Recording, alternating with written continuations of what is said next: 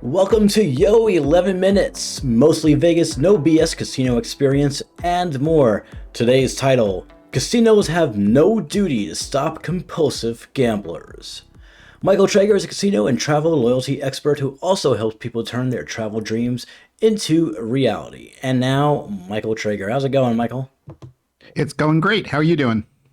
I'm doing quite all right for this Tuesday that feels like a Monday for some reason. Yeah. Yeah, it was a busy weekend for me because I was working on the TravelZork Travel website, which I almost have done. It's in a pretty good state right now, but too much work over the weekend. It happens. We know what's a good state? Happens to the best of us. Nevada. Nevada's a good state. That's how you gotta say it here. Nevada. They don't like Nevada. You have to say Nevada. It's weird. I don't understand why. Nevada. Yeah, that's right. It's Nevada. It's not Nevada. If you say Nevada, they know you're from out of town. Right. I got mocked about that a couple months ago. So it's Nevada. How do I remember that, though? Although the state of Nevada wasn't named by white people, it's named by Mexicans. Nevada. It's more of Spanish. But anyways, a lot of going on today. Let's just get to the news. How's about that? Yeah, is there any news today, Movestro? Oh, yeah, it's juicy. And now it is time for the news and views. Caesar's Palace is getting decked out for the big game. A projection mapping installation on the side of one of the towers features animated Super Bowl graphics. Big game alterations have also caused Luxor to take on the appearance of a Dorito, the Mirage Rock Volcano to appear as the Paramount Mountain, and Strat is doing something with projection mapping, but currently we're unsure. It is likely the projection mapping feature is temporary, being leased by one of the many projection mapping companies in Las Vegas, or should I say the Las Vegas Strip, which is not actually in Las Vegas. That's a fun fact and a reminder for Carolyn Goodman that she shouldn't talk shit about the A's when it isn't even going to be a thing in her city. Anyways, the A's are going to be in Paradise, Nevada, where the Las Vegas Strip actually is. It's true. Look it up. Okay, so this is a two-for news story, but basically Carolyn Goodman said the A's should renegotiate with Oakland to stay in Oakland. Yeah, I believe she doesn't realize that what she thinks she's the mayor of isn't exactly that, but she has downtown, so there's that. Besides, we all knew the big news today is Drake. Also, rest in peace, Toby Keith. And that's going to do it for the news, and now for the views. Michael, what are your thoughts? Oh, you hit me with a lot of stuff here. That's more than my brain can handle today. Sorry about that. It was just an all-over-the-place news day today. Yeah, well, it's always a fun day whenever Carolyn Goodman's in the news. This is true. Yes, this is very true. She's pretty cool. I love that couple. They're the best. Oscar's the best too, especially him and his martinis. God bless him. It's amazing. And his martini is just lots and lots of Bombay Sapphire. No vermouth. No surprise. Yeah, that's true. Yeah, and that's also, Toby Keith. Ugh, that's crushing news. That was so sad to hear. But getting back to your happier things, I love what they're doing on Caesar's Palace. But yeah, some of this other stuff is crazy. Luxor Dorito, I think, has been beaten to death. But yeah, Vegas is ready for the Super Bowl. I was going to ask you what you thought vibe-wise, what it's like being in Las Vegas with the Super Bowl. Do you feel like different Super Bowl vibe? I know you've just moved to Las Vegas, so you haven't always been in Las Vegas during pre-Super Bowl, but do you think the vibe is different with the Super Bowl actually in Las Vegas? I think it is, and I know that a lot of the properties amongst the Strip and downtown all have something planned for the Super Bowl. Whether it's viewing parties or special promotions going on, viewing areas, stuff like that. There's definitely a buzz about it. There's a lot of Super Bowl t-shirts being sold in just about every casino gift shop, official merchandise, of course. So yeah, there's a lot going on. It's in the news all over the place. People are excited about it. Less complaining about this than F1, so that's good.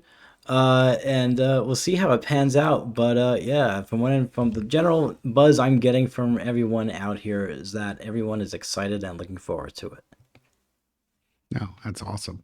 Really, really, really, really good stuff. All good stuff. We'll probably go into it a little bit more because that's like sort of the news of the week. Yeah, it's gonna be news for yeah, at least another week, and then we'll hear people Yeah. moan about it afterwards. And then we can start talking about F1. Exactly, it'll be that time again. It'll be that time of year again. It'll be that time. Oh, wow. Yay. Yay, us. All right. That being said, it is time for the tease.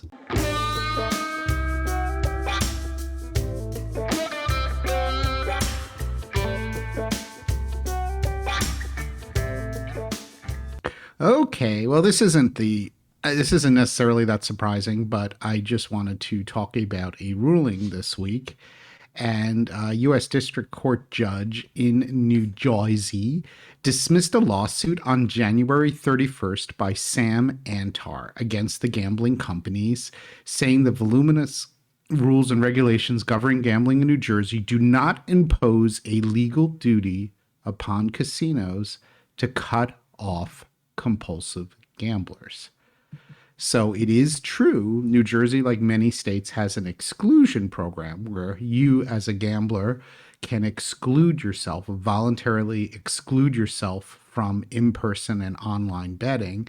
And if the casinos don't honor that, i.e., they allow you to self-excluded gamblers to place bets, then the casinos will be fined. But this was basically, further reinforcing the fact, though, that the casinos don't really have to, quote, police compulsive gambling. And it's interesting. Did you recognize the name Antar? Did that click with you immediately, Sam Antar, or not? Or is that just my generation? Not me, Because no. Sam Antar is the nephew of Eddie Antar, who founded Crazy Crazy Eddie. Eddie's. And Ah. just to give you a little reminder, It's a Crazy Eddie blowout blitz. Crazy Eddie's not playing with a full deck because he's practically giving away TVs, VCRs, microwave ovens, stereo rack systems, video camcorders, anything and everything in home entertainment, and lots of home appliances too. Remember, we are not undersold, we will not be undersold, we cannot be undersold, and we mean it. It's a Crazy Eddie blowout blitz, and Crazy Eddie's going nuts with his lowest sale prices ever. See Crazy Eddie now, his blowout blitz sale prices are... Oh, wow. That was a blast from the past right there. I had to, I had to do that.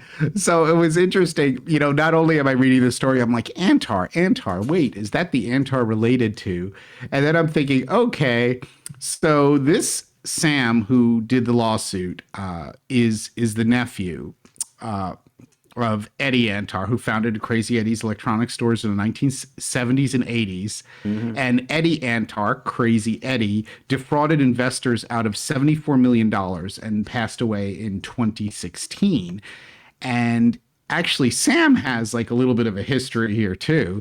Was sentenced to 21 months in federal prison for taking $225,000 in a fraudulent investment scheme, and he was convicted and jailed in 2022 on theft by deception charges involving nearly $350,000. And then again in 2023, he admitted to committing federal securities fraud for bilking investors, including friends, stemming from that same case, and served another 4 months in jail and was ordered to pay restitution. But he's currently free under an intensive supervision program. I'd like the definition of what that means. And says he has been formally counseling young people with gambling problems.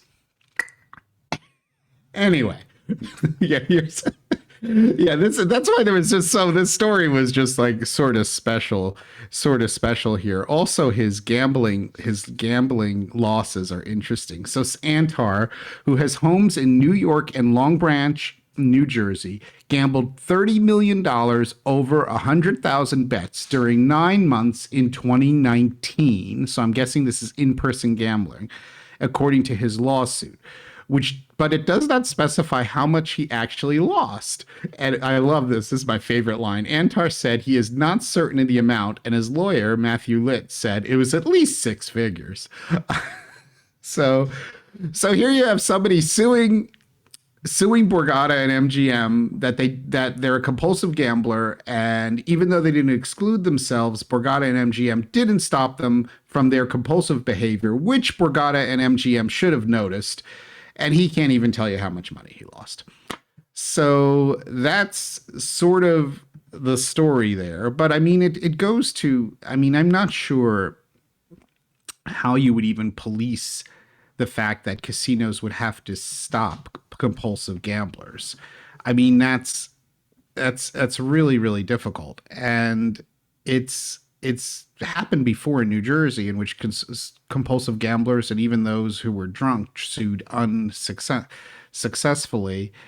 And you know, I guess the New Jersey legislature, what they say from this article, has not yet seen fit to require casinos to prevent or stop inducing gambling from those that exhibit problem gambling behavior. As a matter of law, the defendants do not owe a negligence common law duty of care to plaintiffs. So I guess this is sort of like a duty of care thing. Like, does the casino have a responsibility to figure out if you're a compulsive gambler and to stop you? And I would say that that's going to be a really, really tough thing to do. And since casinos are basically in the business of winning money, I'm not sure how that would really work for casinos to do that, because that's what they're there for. It's called gambling. So what do you think, Movestro? I don't think there's anything you can really, I don't think, I mean, obviously compulsive gambling is a disease, like many other compulsive diseases. It's really horrible. Obviously, people who have a compulsive gambling problem should not be gambling at all and should be cut off. But I don't know if you can necessarily say that the casinos should be the ones to cut you off. I guess it's sort of like saying if an alcoholic goes to a bar, you know, is it the bar's responsibility to stop them from drinking? I don't mean like just stop. I don't know. I mean, bars do stop people from drinking when they've had too much to drink, you know, but I'm just not sure I think there is a personal responsibility thing here that's important. What do you think, Movestro? That was a lot to process. I just want to point out that the Crazy Eddie clip that you played was actually an actor, a spokesperson, but not necessarily the actual Eddie Antar. But yeah, I thought that was actually Crazy Eddie for years, and then I found out recently doing some research that guy was an actor. But still, anyways, so it's interesting because they feel they have no responsibility, you know, when it comes to someone who has a gambling habit, and you know, you phrased it as a disease, you know, but they will cut off someone who drank too much. Well, they'll cut off someone who drank too much or over serving because it presents a liability to the casino, not because they care about the person. Excellent point. So they would not necessarily cut off a compulsive gambler, especially a really bad one like this guy is, because of, I mean, they're making loads of money off of him. It's a good thing to have him around. However, they will. Well, this is a good point. You know to cut off a drinker, right? Because they're drinking too much. They're slurring their speech. They could fall down. They could injure themselves. They could injure someone else. How do you know someone's gambled too much? I mean, maybe someone's worth $300 million.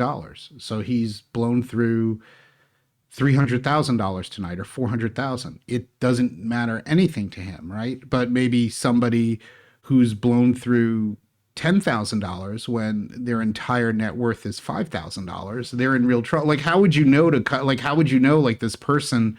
I mean, I think the relative sense of like knowing that somebody's gambling to the point where it's impacting their life very negatively, like they're gambling all their money away. You don't have on your forehead what your net worth is, right? You don't sit down at a blackjack table with a little sign on you like, hey, I'm only worth $20,000. if I lose 20,000, that's really bad. So I think it would become sort of complicated how you would deal with that. Right. However, they will cut off a person if they're counting cards, which is not illegal, but they will ask them to leave. So they do care. Casinos do care, but only you can't when do that they're in New Jersey. affected. You can't bar card counters in New Jersey. That's what's amazing about New Jersey. But they'll do it. We're just going to ask you to leave, sir. But why? We're just asking you to leave. Because they don't have to say why they're asking you to leave. I mean, there's videos on YouTube of people getting caught card counting in Jersey, and they're being asked to leave, but they're not being told why. No, New Jersey has to. New Jersey just like shuffles up and makes the bets, the min max, like really, really bad. So it's not good for the gamblers. But that's a totally different story, you know. But at the same time, I guess the casino is capable of cutting off someone from gambling when they see fit. However, when they're gaining a lot of money, they don't see that it's fit to do so. Yeah, no, and my dog agreed. My dog, yeah. Mr. Leo, agrees with that. I guess just to finish this out, there was another ruling in 2008 in U.S. District Court where the judge said, hey, this person, she spent money on a bona fide chance that she might win more money. In short, she gambled. The mere fact that defendants profited from her misfortune, i.e. the casino winning, while lamentable, does not establish a cognizable claim in law. And I guess that's what it comes down to. What is the law? So anyway, I'm going to end it there because my dog is dying to get out of my office and he is like making all kinds of crazy dog sounds.